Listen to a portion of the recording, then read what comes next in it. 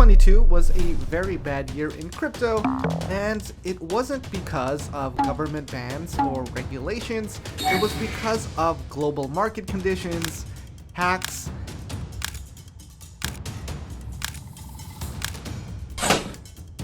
and the failure of some of the biggest figures involved in crypto.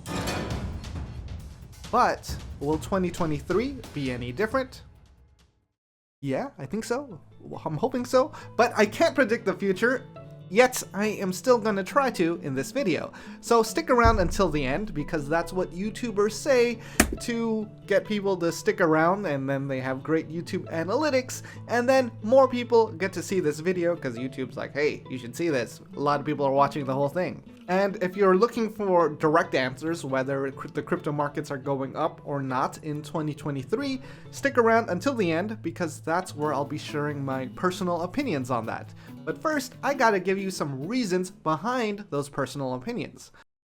Number 1, crypto will get easier to use. Now, this has actually been in development for a very long time. A lot of different projects, protocols, or businesses are trying to make crypto easier to use.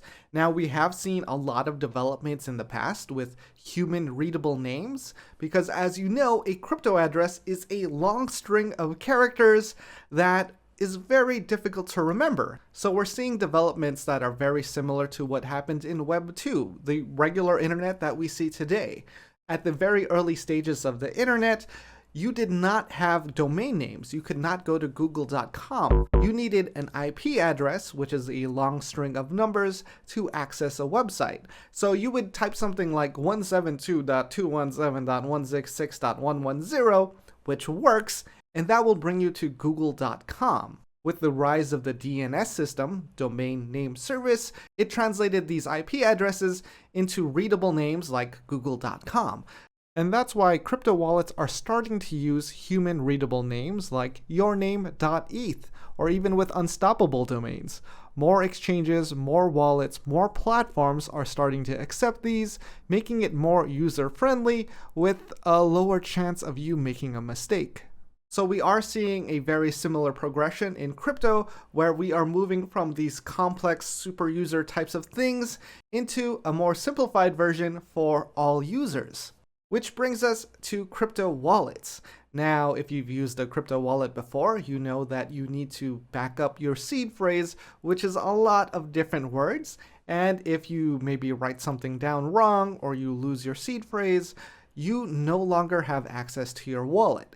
So that's why there are wallets that are available, and new wallets are being created every day, that do not use a seed phrase. Now, I can't personally vouch for these because I haven't used them yet and I don't have any experience with it, but I saw another crypto personality talking about it. And these wallets are Rainbow Wallet, Argent, Casa Hodl, and ZenGo.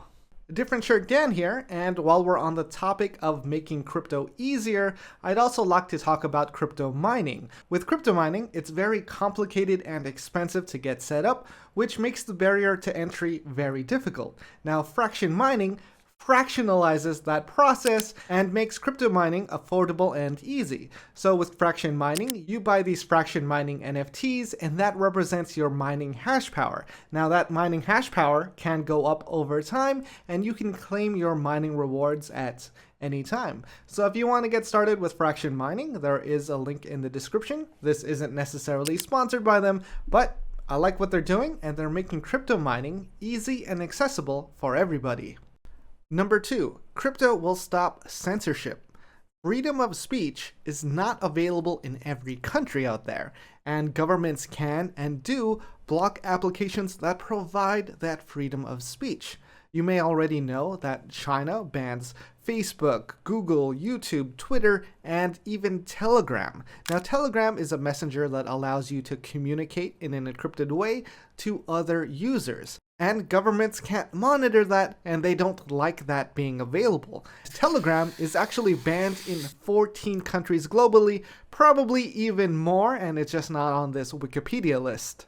But that's where blockchain comes in. One of the newest developments in crypto is a completely free-to-use wallet-to-wallet messenger service. This was created by the Etherscan team. It's called Blockscan Chat. You just need a crypto wallet, which is free to get started. And all the messages are encrypted, and only the wallets involved in the chat can see the messages. So blockchain services like this are going to make it a lot easier for people to communicate securely and anonymously. Number 3, many chains will die. There are over 100 different blockchains competing with Ethereum, but Ethereum, along with the layer 2s that make it faster, holds over 75% of the total value locked in crypto.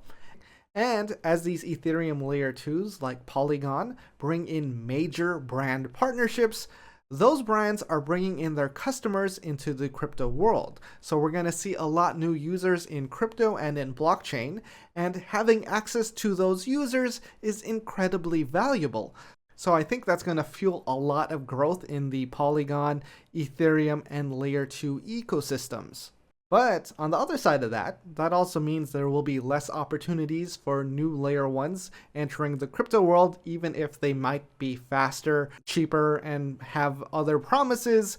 It's going to be hard to bring on users. That's one of the most difficult parts when creating something in crypto, having users. So I think we're going to see this huge hurdle for new layer 1s to really take off, and the existing ones will eventually thin out unless they bring something big to the table.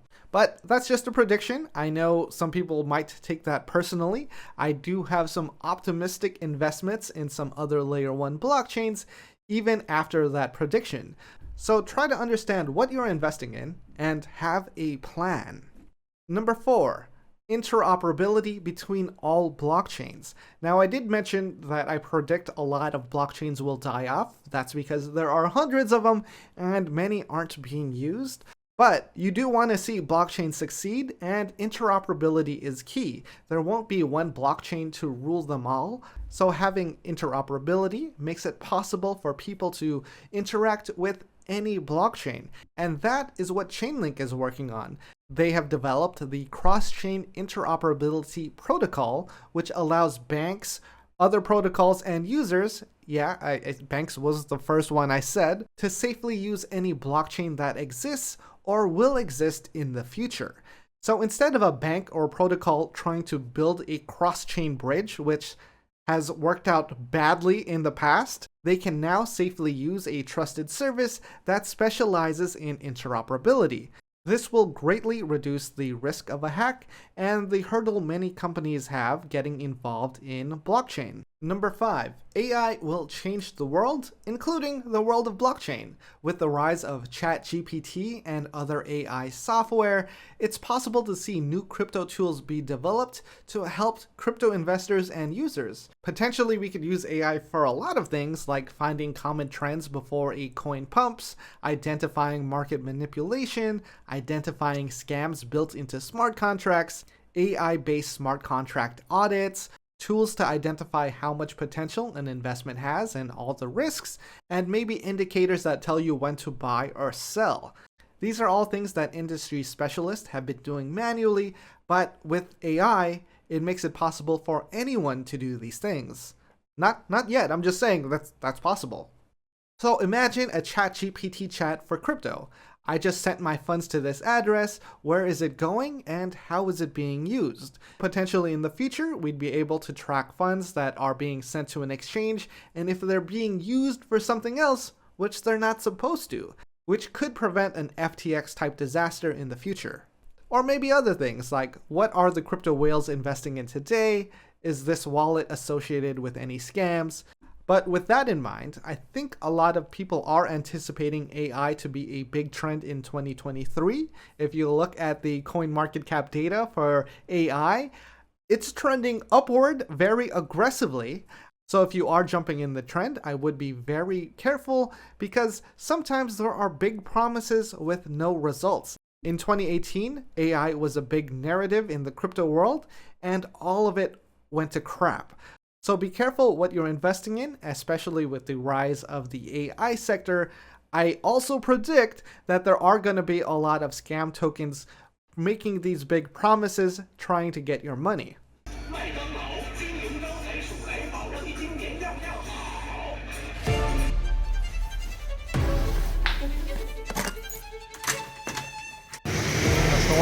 Prosperity Deluxe Beef.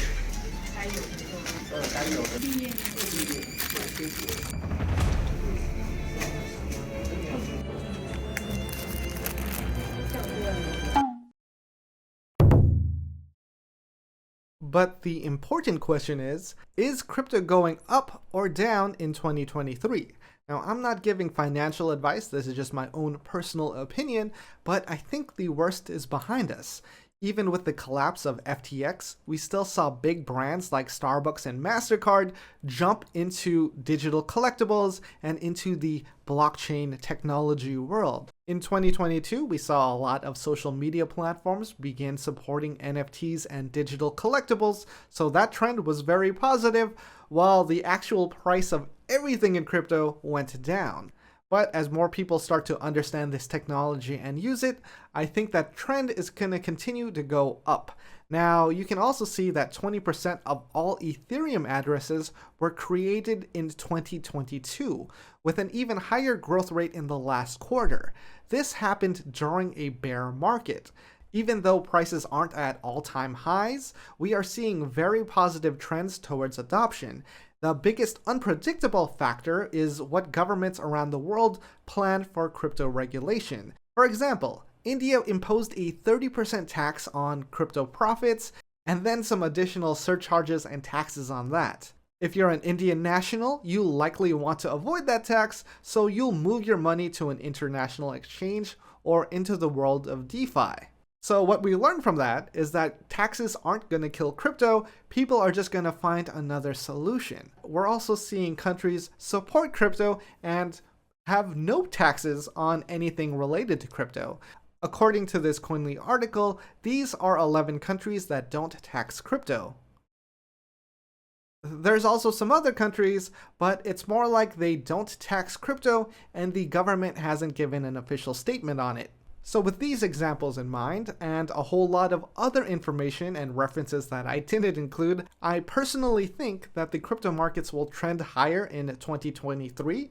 That's just an opinion, there are no promises or financial advice, but I don't think we'll have the same massive bull run in 2023 because most of the year is going to be building back that trust in crypto. A lot of people lost trust in it, a lot of people are uncertain, and I think 2023 is going to be about building that trust. For all the exchanges, dApps, DAOs, NFTs that survived in 2022 without a hack, rug pull, or bankruptcy, I think those will end up being stronger, and any new players into the crypto space will have a lot of trouble building that trust. Now, all of that was just my personal thoughts and opinion. I'd like to know what you think. Let me know in the comments or in the Discord. What coins, trends, or projects are you following in 2023 and why? And with that, I hope you got your full value for today.